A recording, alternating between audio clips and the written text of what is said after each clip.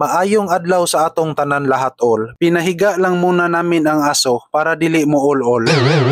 Mayroon na namang dinala sa akin ngayon, isang Toyota Commuter 1KD engine. Sabi ng may-ari nito, wala mang yun kuno ni nagporhisyo, pero medyo may pagtataka siya kasi ang check engine light indicator ay palagi na raw gasiga ang mata. Kaya naisip na lang niyang ipaukay sa albularyo kay pananglit gani kuno nga dili maayo sa limpyo-limpyo. As always mayroon na naman tayong tinatawag na step 2. Sa hindi nakakaalam dyan, ito po ang bago kong produkto. Ito po ay tinatawag tutho sa tagabugo. Ito rin po ay mabisang gamot sa sakit sa kuto-kuto. Aayusin na rin pati ang utak ng aking basher na si Raul. What? If I were you, pakinggan nyo na lang ang storytelling ko at please huwag kalimutan, pakishare na lang po sa bidyong ito. And now, let's continue. Yes! Galing pala ito sa lungsod ng San Fernando. At base po sa nakita nyo, magbiyahean pala ito sa Santander, Cebu. Sa totoo, medyo ni action kog kaikog rito kasi ang may-ari dumating na pala siya sa bandang alas 6 ng umaga. Samtang ako, sobra na alas 8, kaya di na tayo magpadugay-dugay pa kasi ang ibang viewers natin dyan, iwan ko baka nanungo na. At nang dumating na ako sa shop, ganito na ang postura ng makina, gipanghimulbula na pala ng aking kasama. At nang lumitaw na ang fault code na P0406 sa X-ray machine, sa walay pagduha-duha, binaklas niya agad ang intake manifold at EGR. Pinabayaan ko na lang ang kasama ko rito kasi ang sabi niya, bisik ra kuno kaayo. Kita natin ngayon na ang carbon deposit ay pwerte ng bagaa. Para maintindihan sa tanan, I'll try to explain one on one. Dapat kayo ay makinig at ang marites iwasan para lubos nyong maintindihan ang hinungdan. Og karon atoan ang sugdan.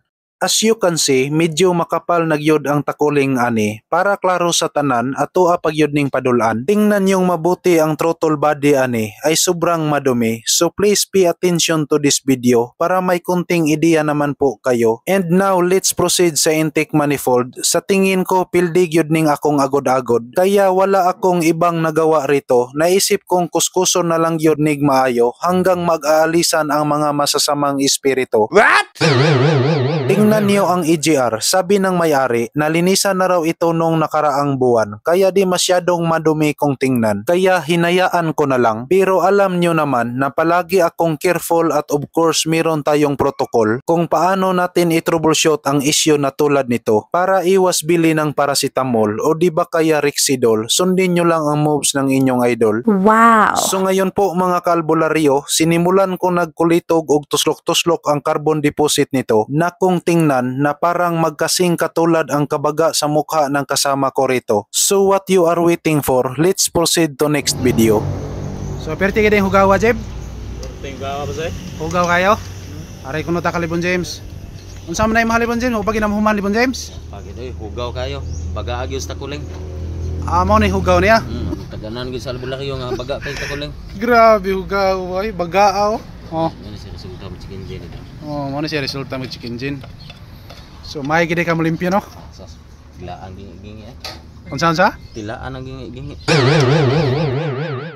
Iwan ko kung anong ibig sabihin sa sinabi ni LeBron James, kaya pala siya ang palaging lamang kasi siya rin ang lubos na nakakaalam. So please wag kayong mag-isip ng masama kay Badra Bana. Oh no!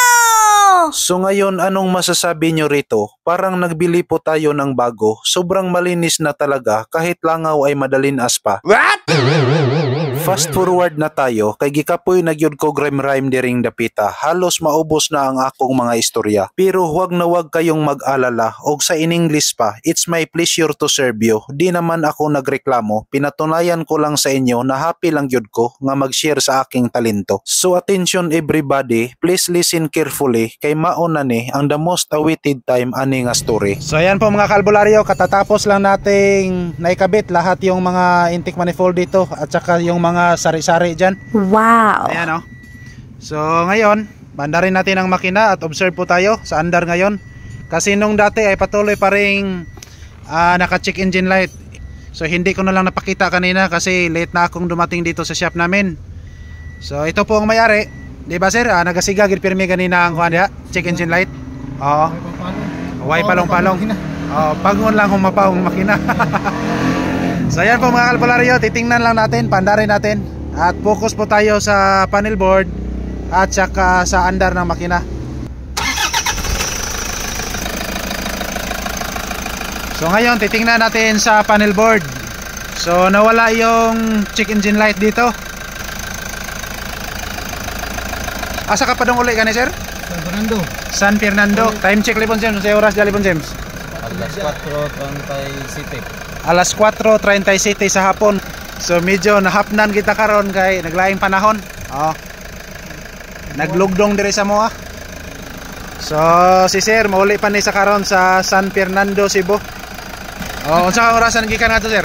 Alas 3 sa buntag. Alas 3 sa kadlawon tapos nabot ka dire Alas 6 na. alas 6 na sa buntag. So ayan po mga kalbularyo, maraming salamat po sa inyong panonood. Once again, as always, to God be all the highest glory. Maraming salamat po.